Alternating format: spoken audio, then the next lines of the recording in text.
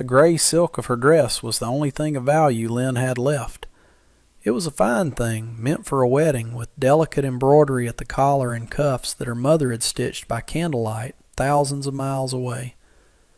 Now it was snagged with burrs and stained with the dust of the Nevada Territory. It felt like a costume for a life that had been promised and then stolen in the space of a single afternoon. She huddled in the corner of the dark cabin, pressing herself against the rough-hewn pine logs, trying to make herself smaller than a shadow. The cabin was a desperate choice, the only shelter she'd found after 3 hours of stumbling through unfamiliar wilderness. The townsfolk in Argenta had watched her with hard, unwelcoming eyes after the man she was supposed to marry, a railroad agent named Mr. Sterling, had simply driven his wagon away from the station, leaving her standing alone on the platform with a small trunk and a heart full of cold dread. This cabin, set deep in a clutch of junipers, was said to belong to a man they called Graves, a gunslinger, a killer. The name was whispered with the kind of fear that left no room for curiosity. But the chimney was cold, the windows were dark, and a storm was gathering in the west, bruising the sky purple.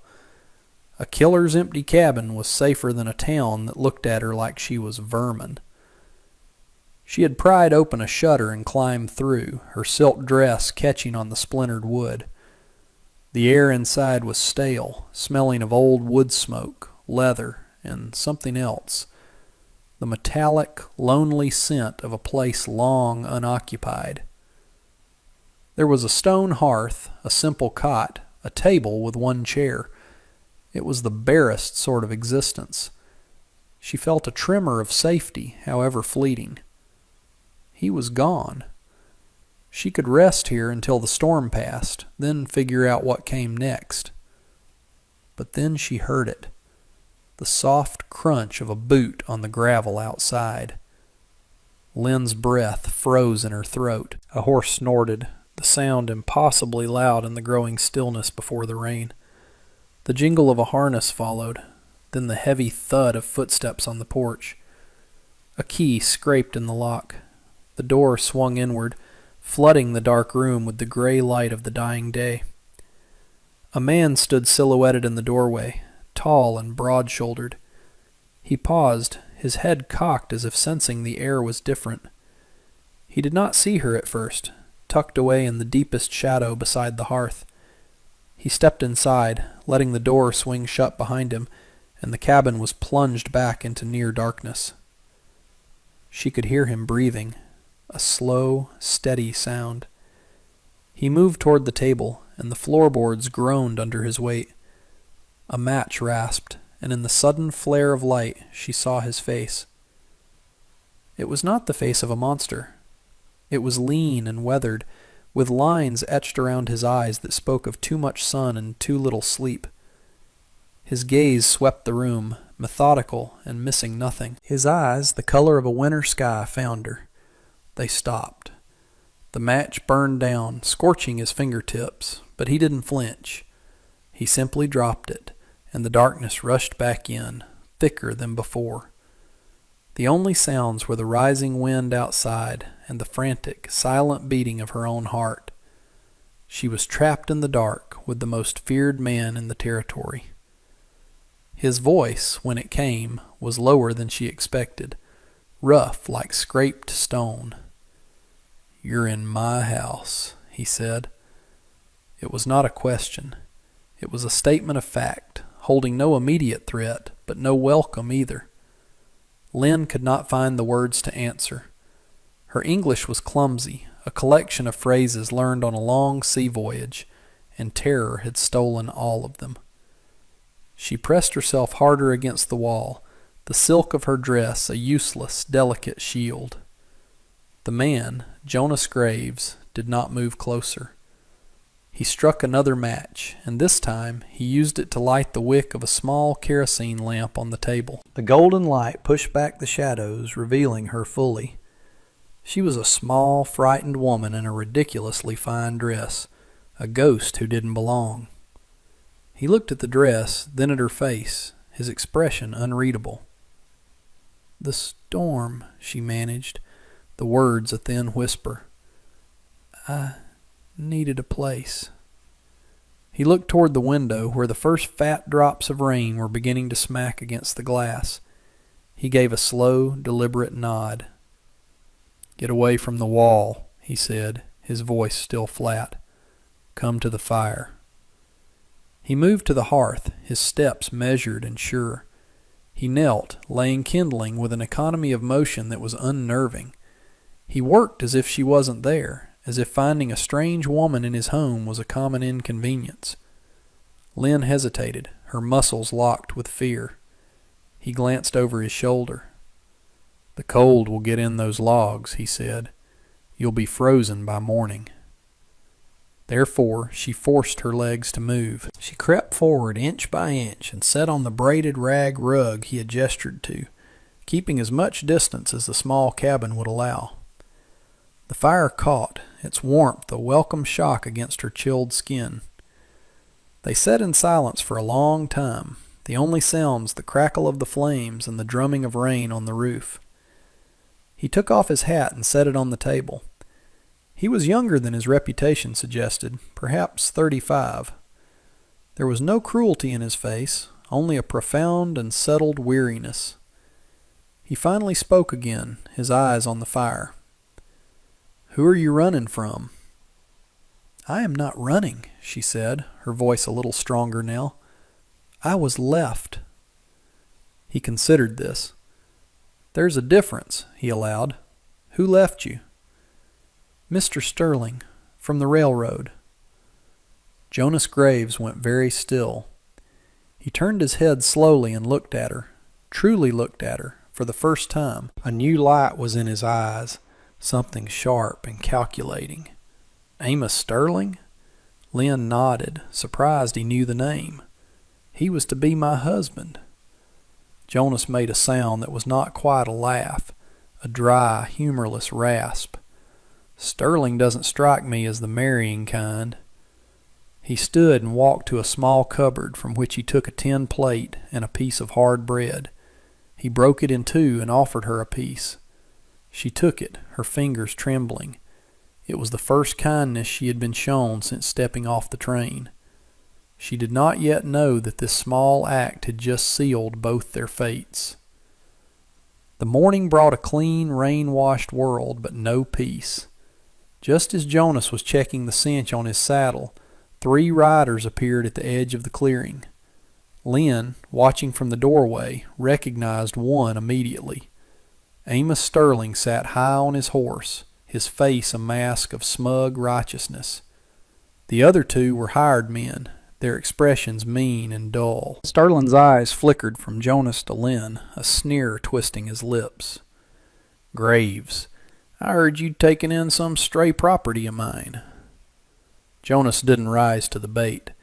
He finished tightening the strap before turning slowly to face them. His posture was relaxed, but his hands were empty and near his hips. "She's no one's property, Sterling." "She is my betrothed, bound by contract," Sterling announced, loud enough for any listening ears in the woods. "She ran off. I've come to collect her. The law is on my side." "Is that so?" Jonas's voice was dangerously mild. "Seems to me you're the one who ran off. Left her on a platform with every vulture in town circling." Sterling's face flushed. "That's a lie. She's a thief. She stole from me." He gestured to his men. "Get her." The 2 men dismounted, their movements slow and arrogant. They clearly believed Jonas Graves was just one man, and his reputation was probably more smoke than fire. It was a common mistake. They started toward the cabin porch. Lynn shrank back into the doorway, her heart pounding against her ribs. Jonas took 1 step to his left, placing himself squarely between them and the door. "That's far enough," he said, his voice dropping to a low command. The first man laughed, a wet, ugly sound. "Or what, gunslinger? You gonna shoot us for retrieving what belongs to our boss?" He reached for Lynn. What happened next was not a gunshot. It was faster and quieter. Jonas moved with a sudden, brutal grace. He caught the man's outstretched arm, twisted it, and used his momentum to slam him face first into the porch post. There was a sickening crunch of bone and cartilage. The man crumpled to the ground, moaning, his nose a bloody ruin. The second man, stunned, fumbled for his pistol. Before his fingers could close around the handle, Jonas had closed the distance. He drove the heel of his hand up under the man's jaw. The man's head snapped back, his eyes rolled up, and he collapsed like a sack of grain. It was over in less than 5 seconds. Jonas stood over the two unconscious men, his chest rising and falling evenly. He hadn't even drawn his weapon. He looked up at Sterling, who had gone pale, his bravado vanishing like a puff of smoke. "You have a poor choice in hired help, Amos," Jonas said, his voice still level. "I suggest you take them and leave. And don't come back." Sterling stared, his mind struggling to catch up. The stories were true. He swallowed hard, his Adam's apple bobbing. "This isn't over, Graves," he spat, his voice shaking. "You can't just steal a man's intended. There are laws. There are marshals." "You bring a marshal, you better bring an honest one," Jonas said. "Now get off my land." He took a step toward Sterling's horse. It was only a single step, but it was enough.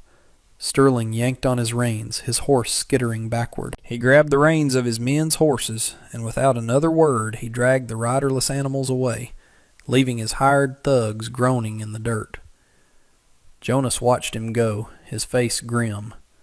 He turned to Lynn, who was staring at him, her eyes wide with a mixture of terror and awe. He had not been a wild animal.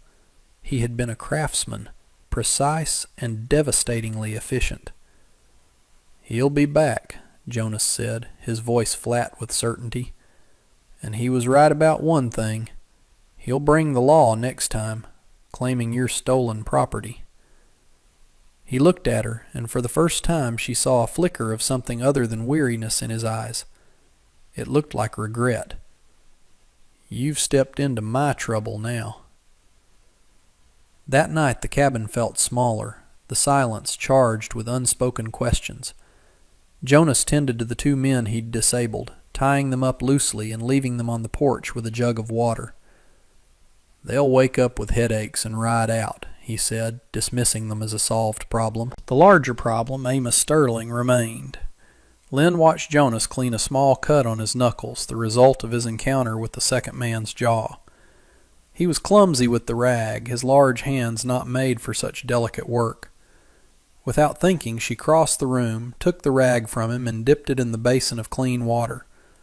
He let her, his hand resting passively in hers as she gently cleaned the wound. His skin was calloused and scarred, but his touch was surprisingly steady. "Why did you help me?" she asked, her voice barely above a whisper. He didn't look at her, his gaze fixed on the far wall. "I don't like Amos Sterling." "It is more than that," she insisted. "You invited a war to your door for a stranger." He was silent for a long moment. "I used to wear a badge," he said finally, the words costing him something. "U.S. Marshal. A long time ago." He paused as if deciding how much to say. "There was a family, homesteaders, murdered for their claim by a crew running illegal freight for the railroad.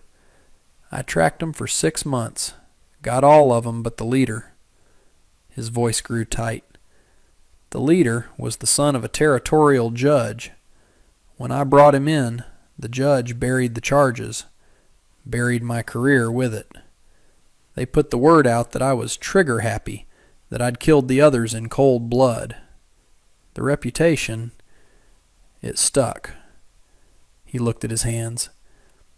"It was easier to let people be afraid of me. Fear keeps men like Sterling at a distance."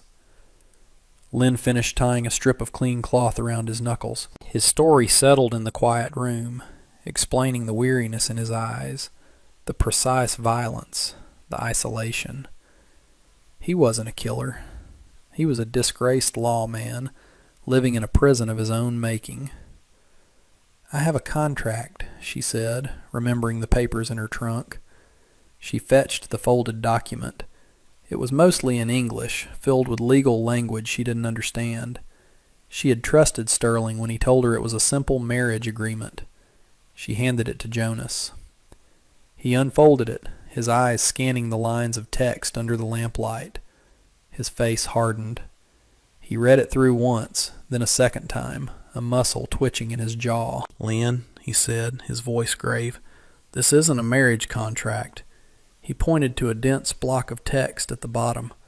"This part here, it's an indenture agreement. You didn't just agree to marry him. You signed over your dowry as payment for your passage from China, and you agreed to work for him for 5 years to pay off a debt he invented. You're legally his servant." The words hit her like a physical blow. She wasn't an abandoned bride. She was property. That was why Sterling was so determined to get her back. Her testimony, her very existence, could expose his entire scheme. He wasn't just cheating women. He was engaged in human trafficking under the guise of marriage. "He cheated you," Jonas said, his voice low and angry. "And he knows this paper proves it. That's why he can't let you go." A new kind of fear, colder and deeper, settled over Lynn. This was not just about one man's cruelty. It was about the law itself, twisted into a weapon against her. As if summoned by their words, the sound of hoofbeats returned, more numerous this time. Jonas moved to the window, peering through a crack in the shutter.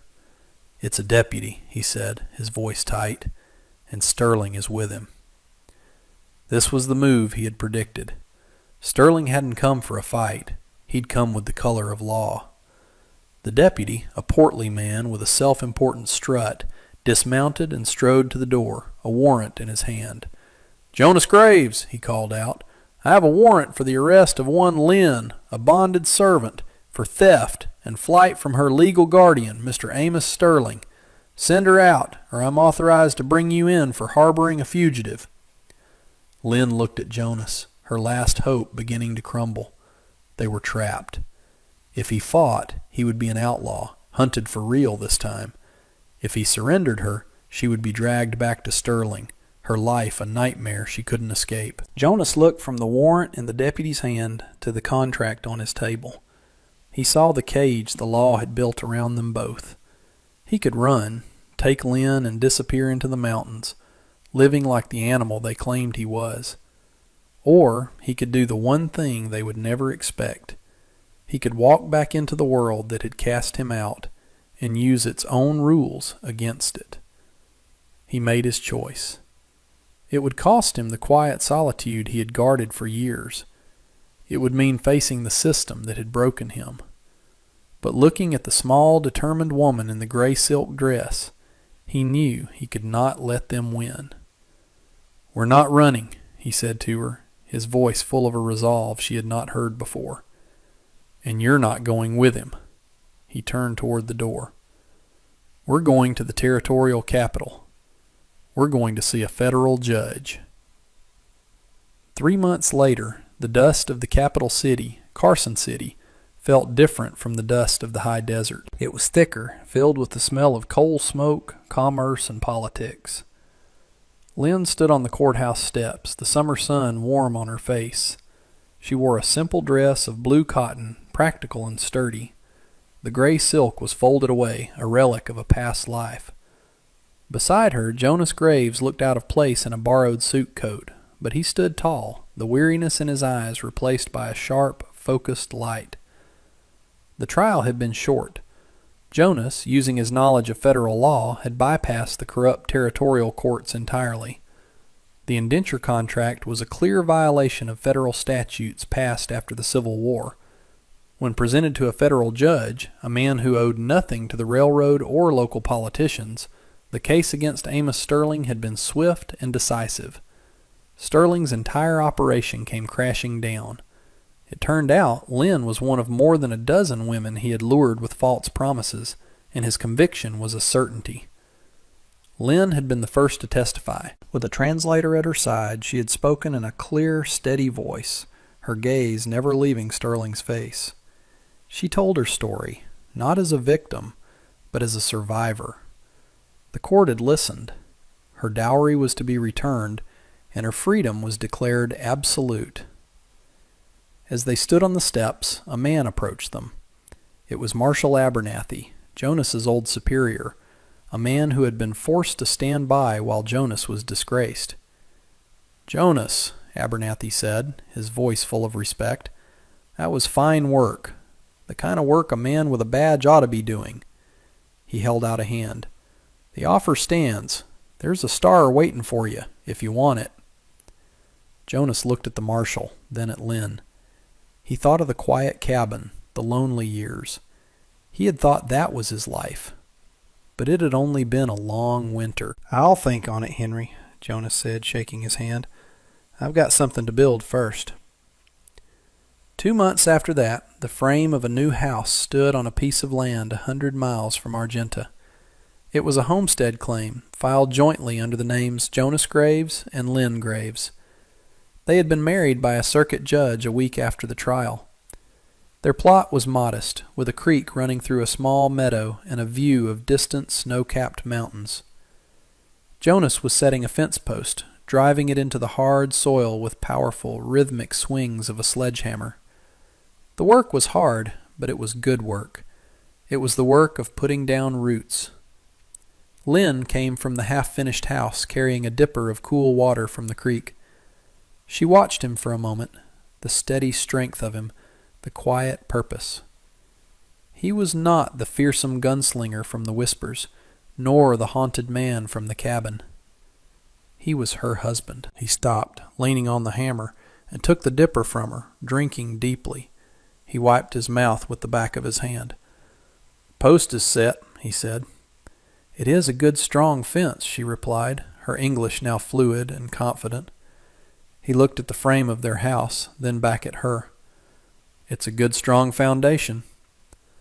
In her pocket, Lynn carried a small folded square of gray silk, a reminder of the woman who had climbed through a cabin window, terrified and alone. She was not that woman any more. Jonas had given her shelter, but she had given him back a world he thought he had lost. A person's reputation, she had learned, was just the story that other people told about them. Their character was the story they chose to live, day by day, post by post. And their story was just beginning. And that brings us to the end of this one. If you stayed with me all the way through, thank you. Stories like this one only get told because folks like you sit down and listen. If you liked what you heard, go ahead and hit that like button. And if you want more stories from the old frontier, subscribe so you don't miss the next one. Until then, take care of yourself, and thanks again for being here.